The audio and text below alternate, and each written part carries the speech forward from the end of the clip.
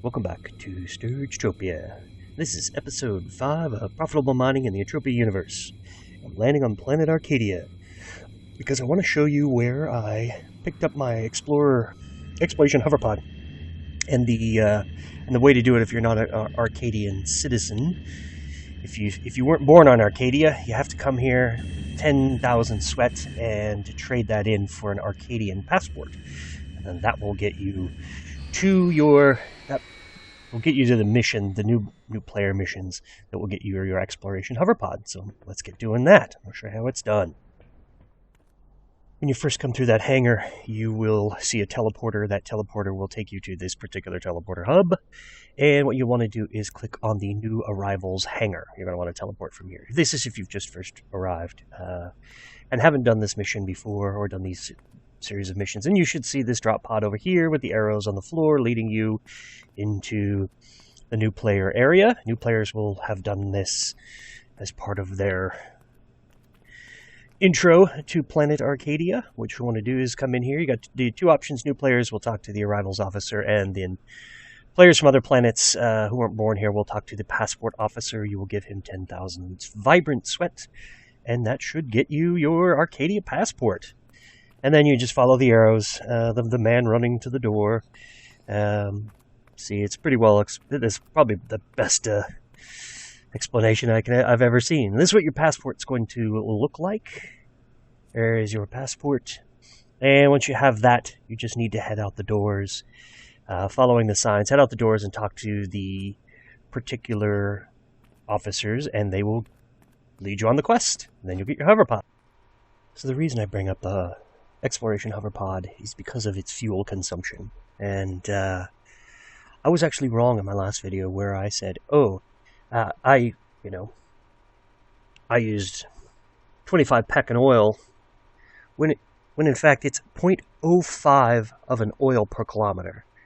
And I was saying in that last video, part of my calculation, it's like 0.05, so I thought, 0.05 per kilometer. It isn't. This amount of oil is 0.05 of an oil, which is 0.02 PED. So 0.05 of that one oil means that you'll travel 40,000 kilometers just in the hoverpod to expend one oil. That's insane. That's huge. It's amazing. I love it.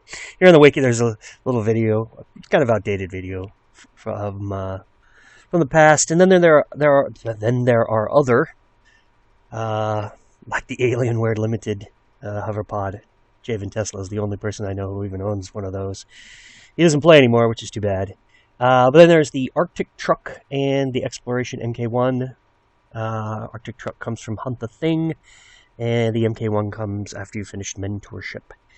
So those just go on land. The hoverpod goes straight from land into water and vice versa, making it one of the most versatile vehicles at the lowest cost. So you will use one oil per 40,000 kilometers.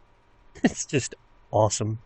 So now my last video I was wrong about the oil consumption. So my profit actually was, what did I say? It was about 0.25. So take another one. So it was 50 peck. So see what happens when you get it wrong, Make more money. Anyway, there you go. Come and get your hoverpod. It's worth it. And just so I don't miss all of the vehicles that I use for mining, obviously the quad-wing interceptor is important to get from planet to planet. The Sleipnir is MK1 is great if you are flying in and out of heavily mobbed areas. There are high concentration of mobs, or you're trying to do mining in an area where there are mobs, and you can just jump in and out. Or you can just fly that in space if you want. It doesn't really matter. The Sleipnir is great for that.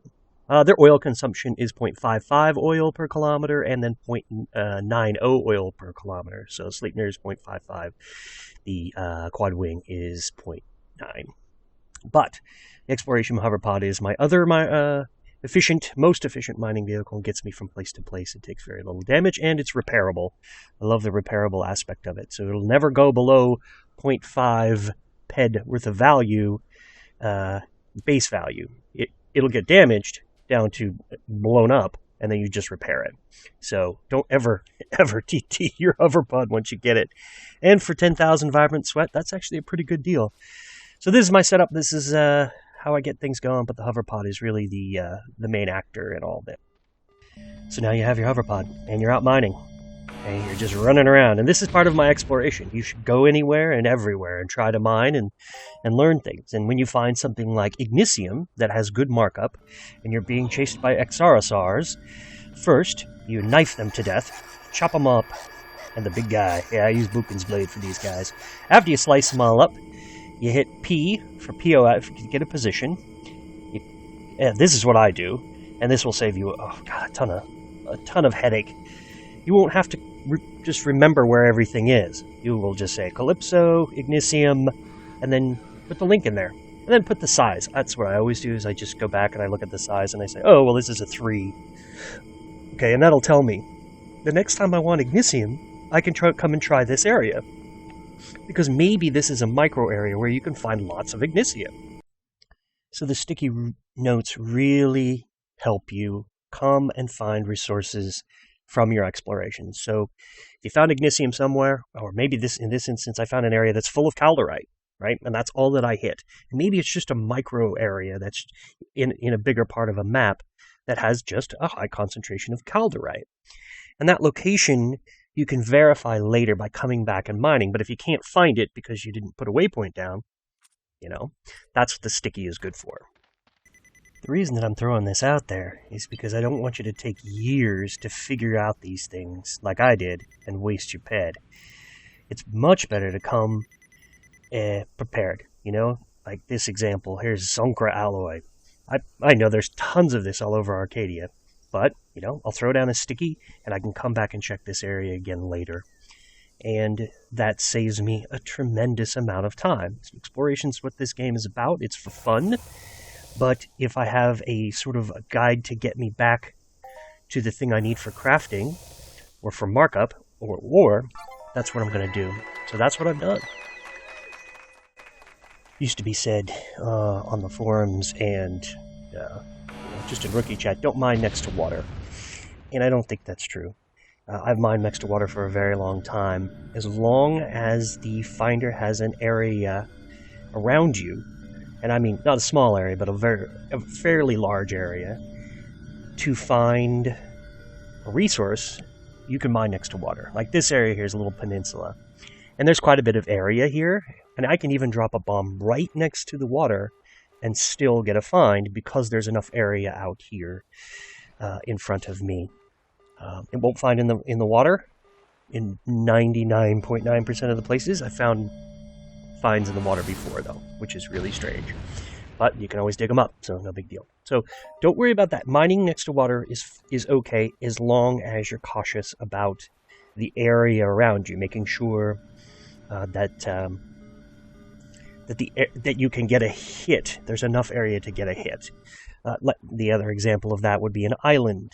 Mining on islands can be really dangerous because the island may not have a lot of area. And if it has less than maybe 150, 200 square meters of area, you're risking just dropping probes. Not to say that you can't find things on islands. I have.